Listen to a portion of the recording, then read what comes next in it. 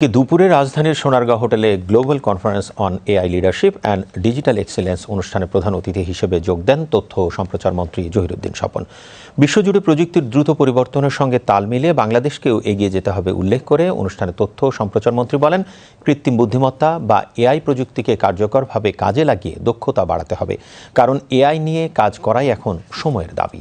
সম্মেলনে প্রযুক্তিবিদ প্রণব যোগেন্দ্র ব্রহ্মভট্ট, ব্যারিস্টার তাসমিয়া রহমান প্যাটেল, টেরি কে রুপার্ট সহ দেশ বিদেশের প্রযুক্তি বিশেষজ্ঞ, নীতি নির্ধারক, গবেষক ও শিক্ষাবিদরা এআই, ডিজিটাল নেতৃত্ব, সুশাসন, সাইবার নিরাপত্তা এবং বৈশ্বিক সহযোগিতা নিয়ে বিভিন্ন অধিবেশনে বক্তব্য দেন।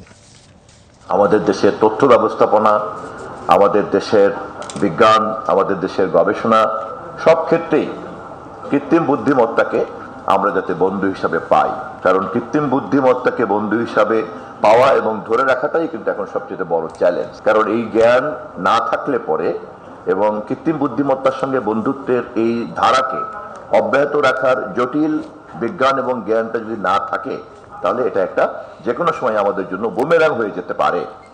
ইতিমধ্যেই এর প্রমাণ আমরা অনেকে কিন্তু টের পাচ্ছি। তো সে কারণেই এটা একটা সময়ের দাবি হয়ে দাঁড়িয়েছে।